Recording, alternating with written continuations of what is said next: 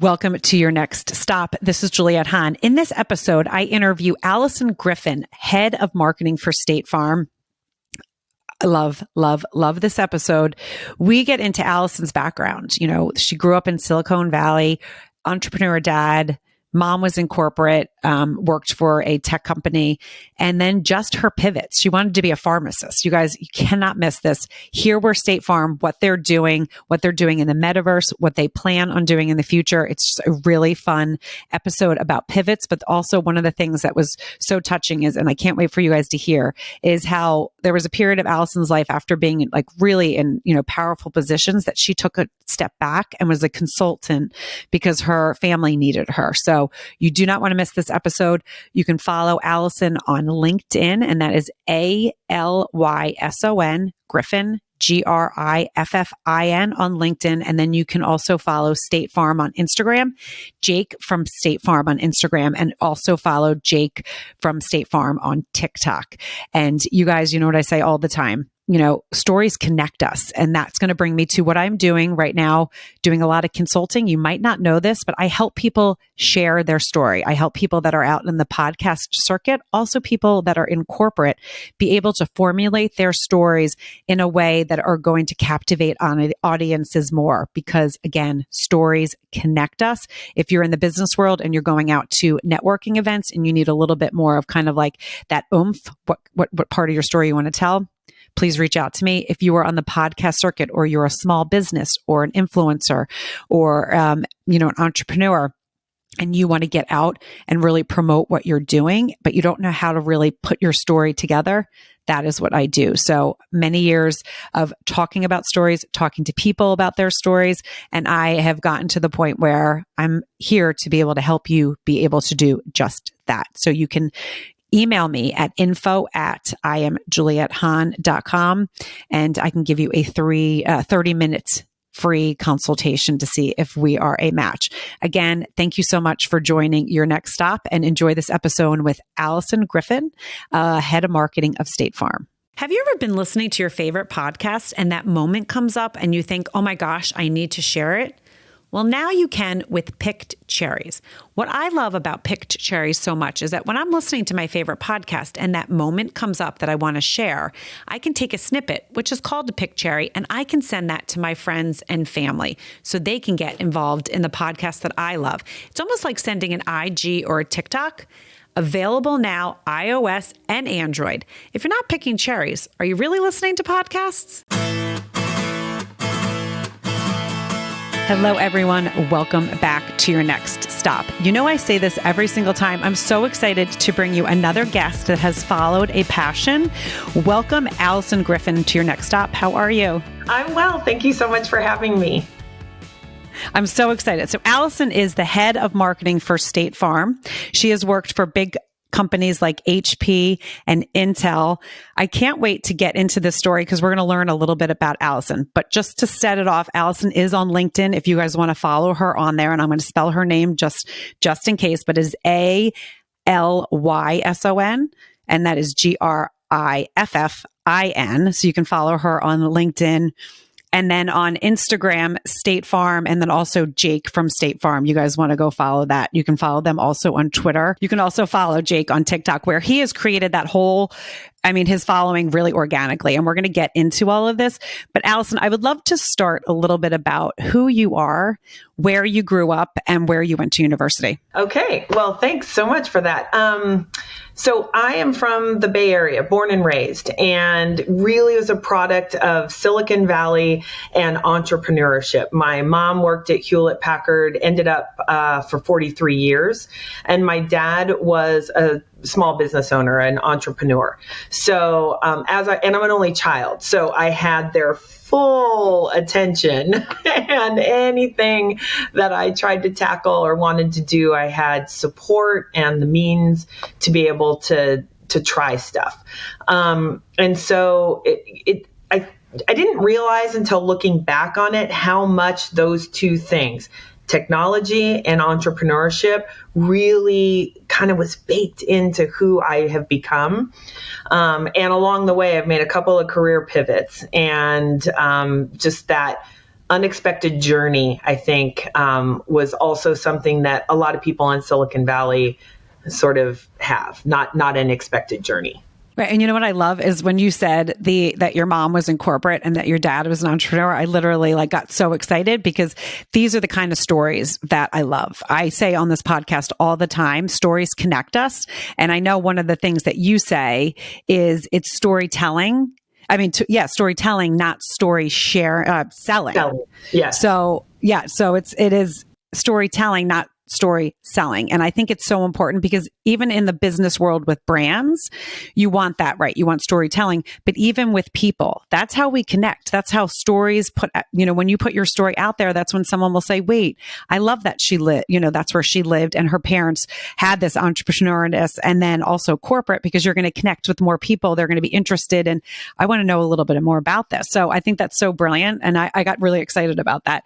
So where did you go to university? So I knew really early on, I was about 15. So my university story starts when I was 15. I wanted to be a pharmacist. That was it. And so I started working in a pharmacy the minute I could at 15 and a half.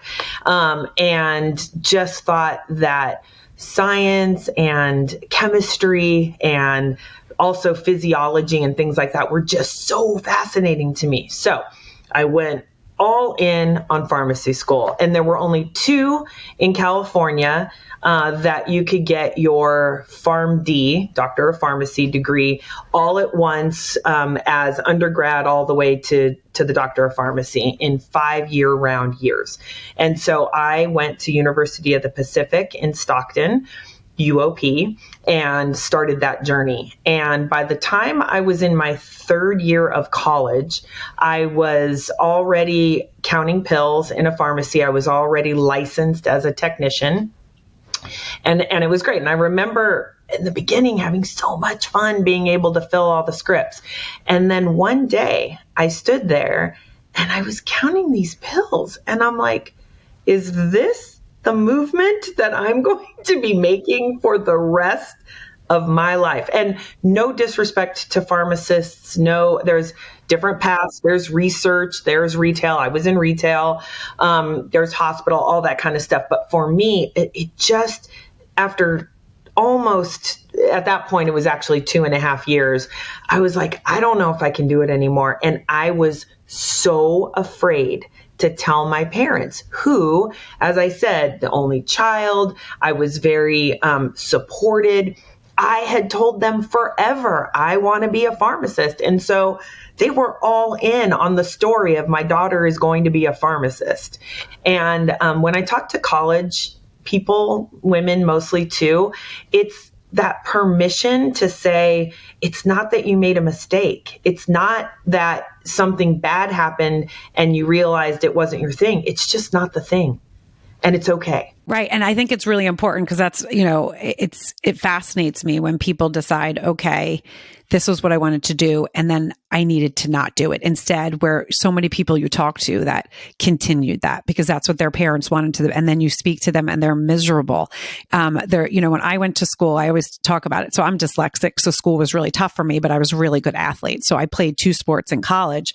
And when I went into school, I thought I was going to be in corporate fitness because corporate, I was like, I'm good with people, communications. I was always like, teachers would listen to me and be like, oh my gosh. And then I would do a paper and they were like, you're not trying hard enough. And that was my dyslexia got in the way. And we didn't know back then, what it was all about until my dad is dyslexic as well. And so is my sister. So, we kind of knew it. I have a son that's dyslexic. It runs deep in our family, but the dyslexia is what actually became one of my superpowers because it was my communication power. But so when I was in school and I did corporate fitness, I had to take anatomy and physiology. Now, my dyslexia, science and math were like torture. So I remember calling my mom and I was playing field hockey and I injured my back that day, just like tweaked it. And I remember calling her and just being devastated and being like, I don't know if college is for me. I can't, I'm not going to do, I know if I put my mind to it and it is my path, I will be able to do anatomy and physiology, but I just don't know that I really want to. And I think I need to look to something else. And she said, talk to some kids, talk to professors. And I went into communications, radio, television, film. Then I went into the advertising because I loved the connecting. But I do remember that part where it was so difficult to be like, oh my God. However, because school was hard for me, there were so many times I had failed, and just got right back up. Didn't even think of it. It was like, okay, I failed that test. Oh, I'll just going to do better the next time. Yeah. And so do you think I didn't let it define me? And that was, something my parents were super supportive as well. It's like, yeah, you learn different, right? You're very smart. You learn in a different way. And it's a journey it's part of my story, right? It's a part of my story and how I got the grit and the kind of tenacity to keep going. So when you told your parents that you kind of were not going to do this, did you have an idea that you wanted to go into something else? Or was it really kind of, you didn't know what you wanted to do? Right. So my then boyfriend, now husband, was a big help for this whole having the courage. I stayed another extra semester because I just didn't have the courage to tell them. And he really helped talk me through it and be confident and reminding me, your parents love you. They will support you. This is not a big deal. And then I kind of gotten it in my head. I didn't want to leave UOP because I really, really loved the university and the size and the friends I had made. And so I kind of was trying to convince my parents to let me stay there and just do communications or something else. And they said no, that it was very, very, very expensive university that they were paying for. And they said, look, you can go to an expensive school, but figure out what you want to do. And you're there because they were one of two that are the best for pharmacy. And we need you to go where, you're going to have the connections and the right kind of infrastructure around for the career you want to do.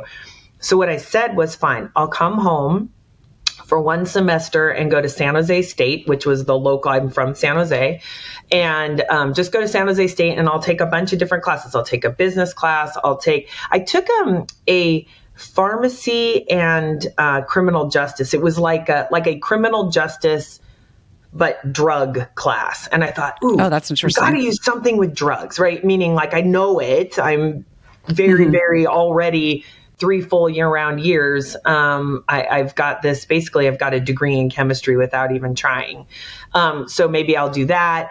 And, so there was a couple of things, and one of them was advertising. And as soon as I walked into this advertising class, it was as if the heavens parted and rays of golden light were shining upon me. And I just knew they were my people. It was something I cared about. It was something that was interesting. And all of a sudden, I just said, that's it. I want to do marketing or advertising, communications, that kind of thing. And I was for a minute thinking about, all right, I'll go find where, what college do I want to go go do that. But honestly, I was already now in my first semester senior year age. And I'm a year younger than everyone in my grade because early on I advanced quickly. So I felt like, okay, I have a little bit of time, but I realized, look, I've already got this great boyfriend who is now my husband. And I'm already through all of that college. Had done it for 3 years and got that experience. And I was more like, heads down, just take the classes that you have to take and just be done with this, because otherwise it's going to take me a lot longer. And so I ended up making the decision to stay at San Jose State. And I want to say that was it was really hard for me because growing up there, I don't know if others listening would say this, and I mean this lovingly, but that was the local school. Like, I want to go, everybody wanted to go away. And it's funny because San Jose State now is one of the hardest state schools to get into because of its proximity in Silicon Valley, and it gets fished in their engineering program's amazing, their nursing program's amazing. And maybe it was or wasn't back then. I'm sort of not remembering. It was so long ago, but I just find it funny that I had this like, oh, it's the school that's right by my house. That's like, what am I doing? But it ended up, it's an amazing school, and it got me out quickly. And I was able to be in a sorority there, which that connection launched my career into public relations. That's amazing. And you said like two things, and I think it's really important for the listeners to hear because I don't think a lot of people do this. You also were like, I'm going to go out and do a couple different things. I'm going to try this and try that. And so many people they have that fear of like failure. I don't want to try this because what if it's not for me and I'm wasting time or whatever. And it's so important. I mean, even with my kids, I always say it's really important to find out what you don't want to do, because you're going to find out what you want to do. So it's like when people say, what do you want to do? And they're like, 15 and 17 and 13. I'm like, you shouldn't know really. I mean, there are people, right, that know they wanted to get into pharmacy or like wanted to be a doctor or a lawyer. But it's really important to try those experiences and talk to people just to get those kind of life experiences and find out, in the summer, have a bunch of different jobs because you're going to find out, you know what? I thought I really wanted to work with kids. I don't want to work with kids of this age. Do you know what I mean?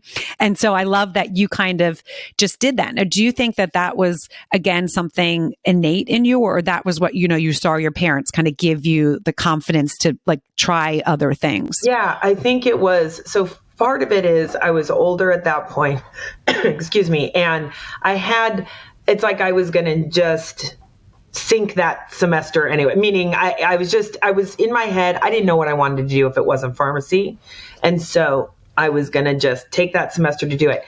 And I had parents who were so supportive. I mean, once the shock of not pharmacy wore off, then they were like, well, let's figure it out. What do you want to do?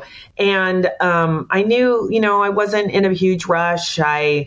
I had the support. I was living back home. It was really inexpensive to, just be back at home and go to a state local school.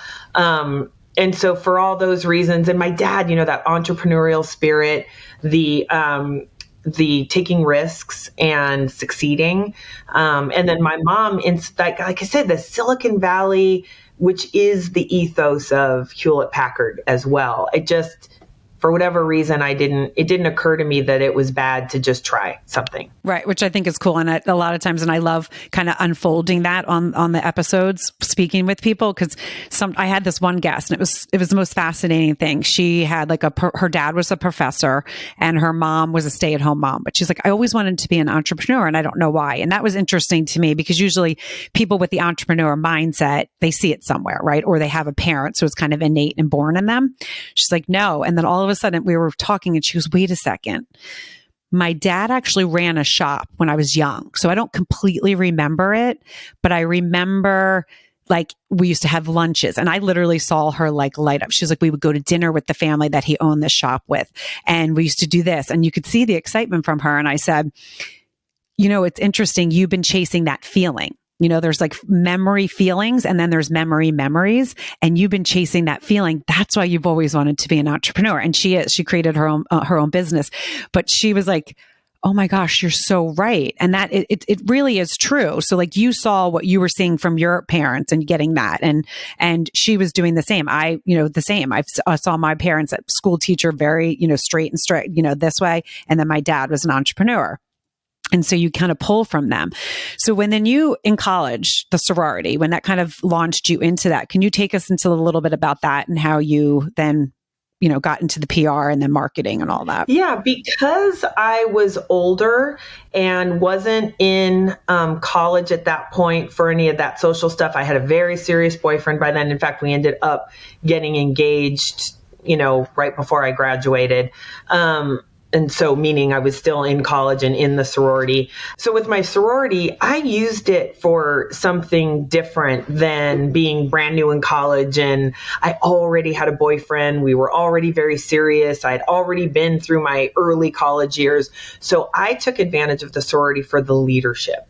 And I was able to have a lot of leadership positions, which really helped shape my leadership, now, if you will. And I was also able to join because my grades were really good by then. Again, I mean, my grades were always good, but I was older. I was killing it. So I was able to, with the sorority and the good grades and my involvement, I was able to then snowball into other leadership positions, other organizations on campus. And that's what got the interest of my chapter advisor, so an adult who was a former collegiate member of that chapter, and she worked at a PR agency, and they were looking to hire, and she knew, like, oh, Alyson, I know her. She's in all these leadership positions in all these clubs, and she's killing it and all that kind of stuff. And so all of that opened the door for me to then get into what became a public relations agency in Silicon Valley, doing, high tech public relations.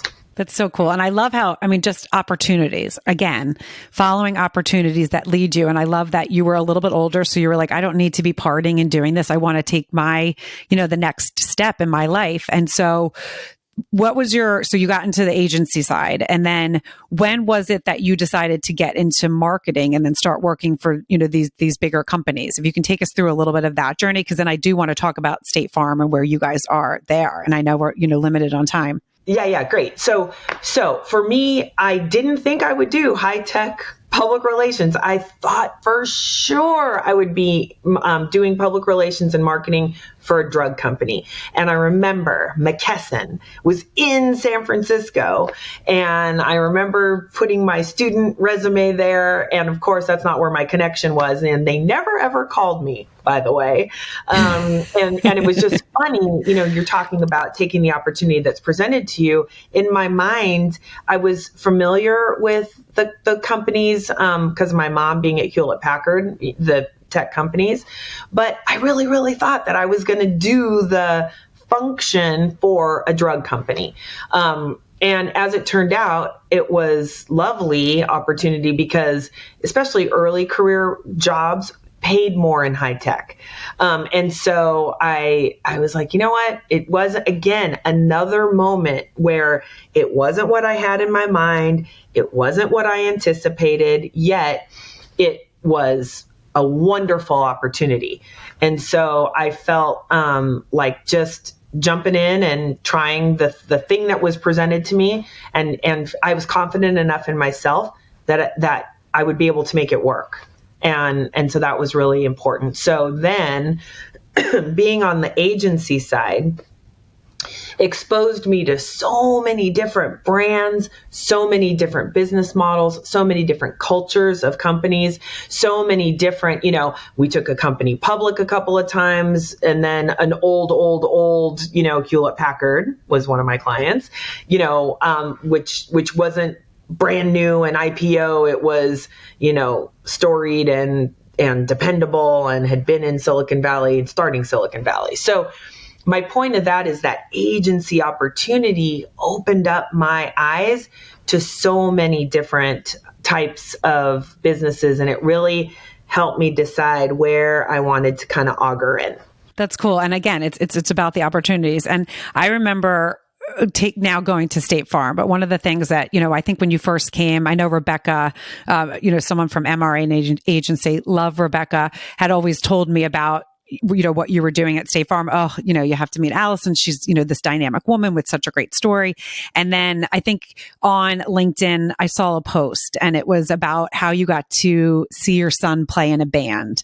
And I remember just getting the chills because it was so cool because, you said if you weren't working for a company like State Farm, you maybe weren't going to be able to take that red eye and maybe not being able to catch what your son was doing.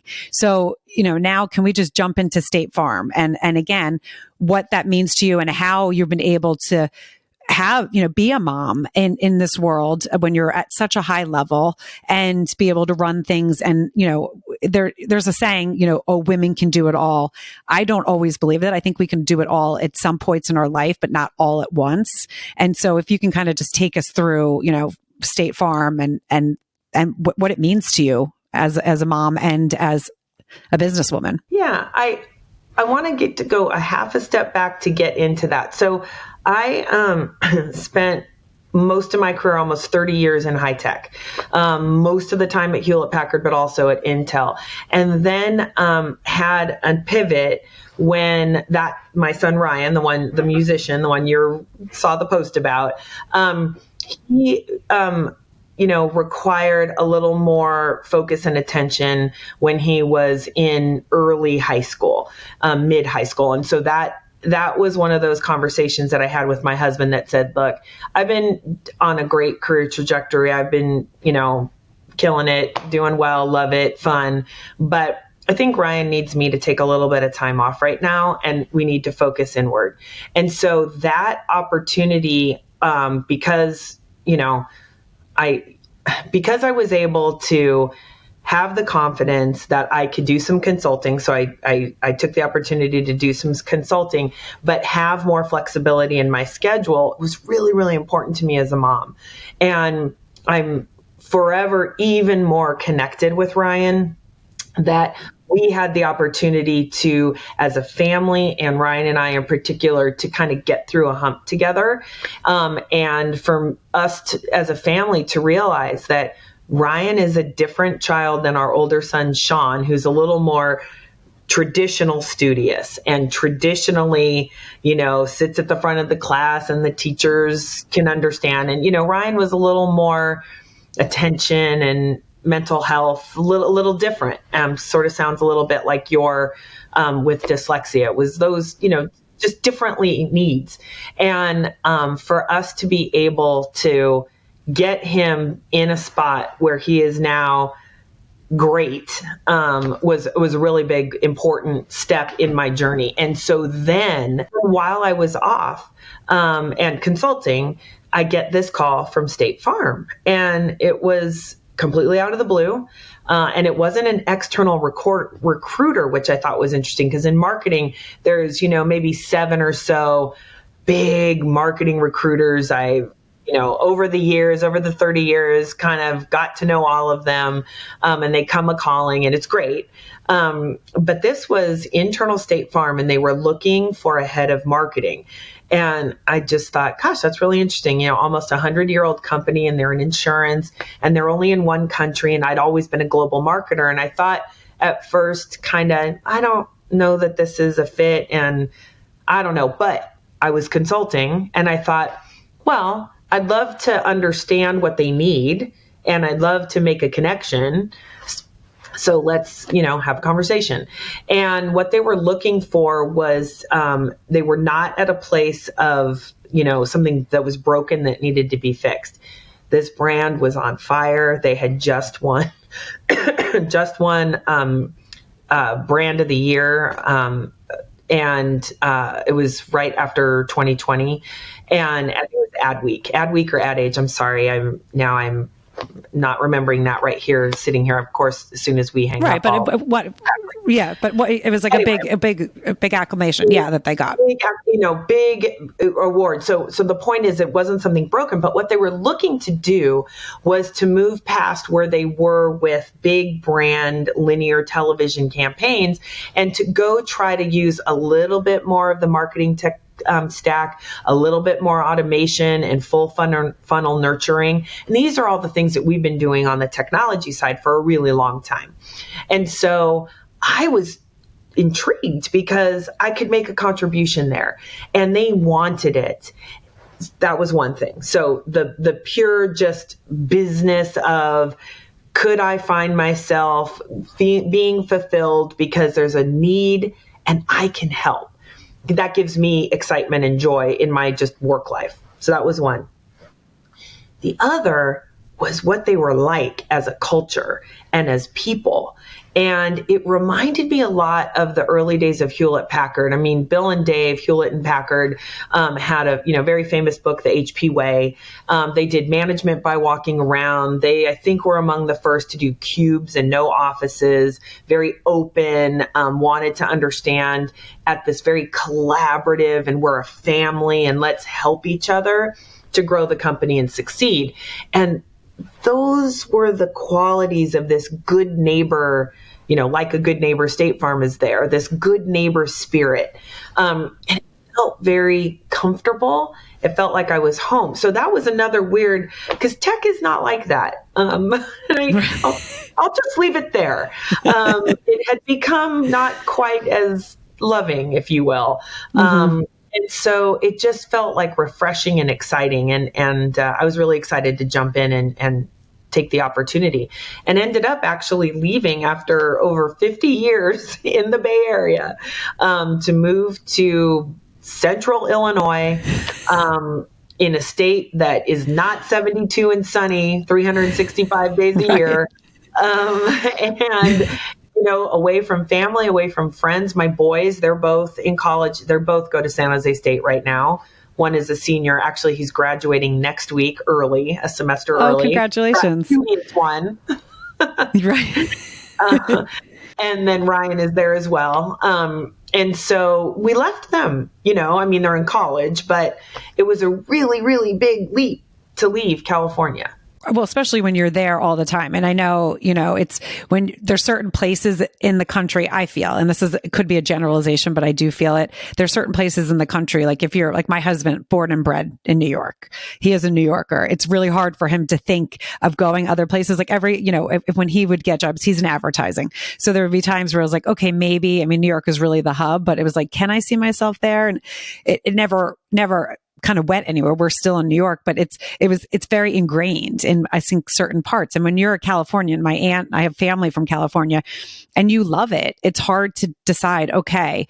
But the thing that, I'm hearing you say, which I kind of love, is that this was really the next step in your journey. It was like, okay, the boys are in school. I was able to take this time off and be with, your youngest when he needed, which is such a beautiful thing. I think that's the listeners are really it's going to warm their hearts, because it's like, okay, she had this big career, but it was like, this is what we need for a family. It shows who you are, right? It shows who Alyson Griffin is to the core, which I think, again, stories connect us. Yeah, it was a really interesting time. I feel like divine intervention, call it the universe, call it whatever we want to call it.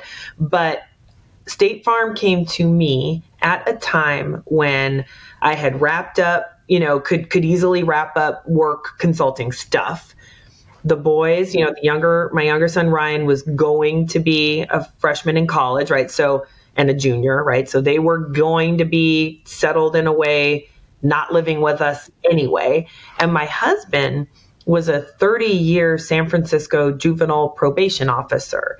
So he is still on the young side. He had gone in right to juvenile hall, San Francisco juvenile hall, right from college. And so he was just fortunate that he had the 30 years, even though he's not that old. And so he was able to get his California pension, his retirement. And so all those things. And then there was this wonderful brand that had amazing marketing, right? They do fun, interesting marketing, which you have to be. Insurance category is very, very competitive. And so to be able to bring a little bit of MarTech sophistication and a little bit of that B2B, business to business type advertising, even though we don't do business to business, we're consumer advertising, but to be able to think about our almost 20,000 independent contractor agents and how do we kind of B2B talk to them? How do we get them energized to then go sell on our behalf? How do we think about these nurture journeys that I was speaking of before, and thinking about the customer differently, but also thinking about the great assets we have?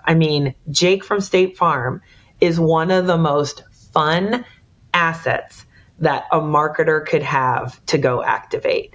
And I just thought that it would be so exciting to be able to get that off the ground, and push past even where it had already been. Right. And, and I say this on the podcast all the time. Whether you believe in the universe or God, I believe in God, but I do feel like we all have a path. Not everyone finds it, but there's times where things like that, what you just described, happen. And it was like, okay, this is what I was meant to do, right? This is what I was meant to do for this part of my life. Let's see where it goes. It was really kind of everything lined up. It was like that puzzle that, just came together, and you're like, oh my gosh, that's amazing. So, it sounds so wonderful. And so I know we're wrapping up soon, but I would love for you just to touch a little bit, because I know, State Farm is in the metaverse. I know there's like Fortnite, and you guys are on Roadblocks. There's so many different things that you guys are doing that are so cool, that are so up and coming, that are just fascinating. Thank you. So, to get from a marketing discipline perspective rather than human being, mom, that kind of thing. From a marketing perspective, State Farm is really looking to, marketers do three things: capture current demand that's out there in the market, generate future demand, and make sure you retain your great customers and, create advocacy for your brand. And so the metaverse and a lot of what we're doing, like we mentioned TikTok earlier, and that Jake from State Farm generating future demand is a really fun one for us. So we've put that character in gaming, and that's how we started as a preamble or a step toward the metaverse. Jake from State Farm was the first non-playable character in the game NBA 2K. And it was interesting because we were looking for measurement, like if we put him in there, will anyone talk to him in the game? Because he's an insurance character. Is anyone going to stop and think that's cool? Yeah, they did. And if they talk to him, how long? And if they stay for a while, will they follow him into the store that we had so that you could buy skins, right? Khaki and a red polo. If they buy it, would they wear it? If they wear it, will they wear it around the game, right? So there's all those levels. As a marketer, it's just fascinating to check all of that. And this is before metaverse.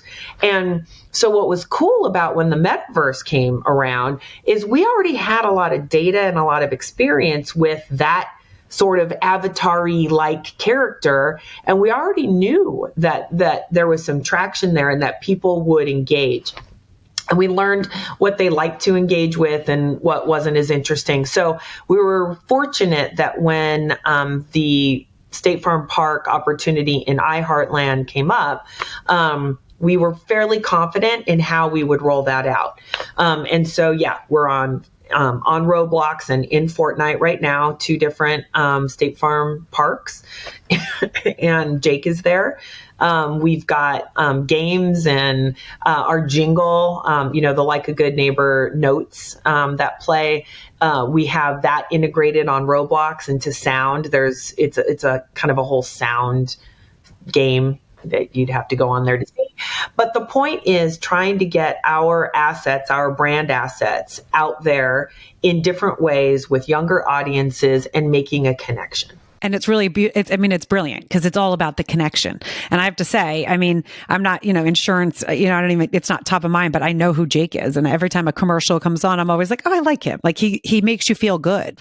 You'll get commercials of other things and it either, there's some like local New York, and it's kind of a joke at our house, local New York commercials that I get like angry at, I'm like, oh, I can't stand that guy's face. And I'm not like an angry person, but that commercial, but Jake from State Farm is such a likable human that you are like, oh my God, he's just so lovable. And so I think it's brilliant, Alyson. And I think what you guys are doing, and you can feel the excitement you have, just everything in this episode, you talking about your background and your family, you talking about your boys and, and your husband, and then talking about what you're doing at State Farm. You can feel who you are. I know the audience listening is going to feel who you are. And it's just going to make people also a little bit more curious about State Farm. Like, what are you guys doing next? So that kind of leads me to my last question.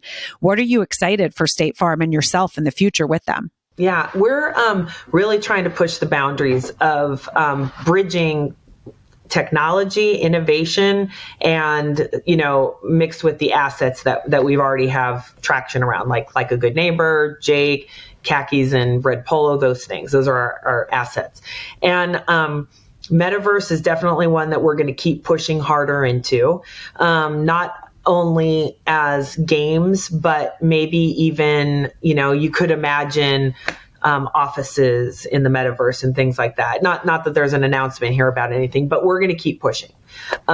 We're also really interested in the levers that we have in marketing. And this is kind of behind the scenes. It's not that someone would necessarily feel it or know it, but rather than having most of our investment and our focus on linear television, we're looking at showing up around the web in new and interesting ways that are less like a commercial and more like valuable information that is contextually relevant to what somebody is doing on the web, and getting a little bit more traction there. So I'm just really excited about keeping pushing, keep the innovation going, showing up in weird new ways.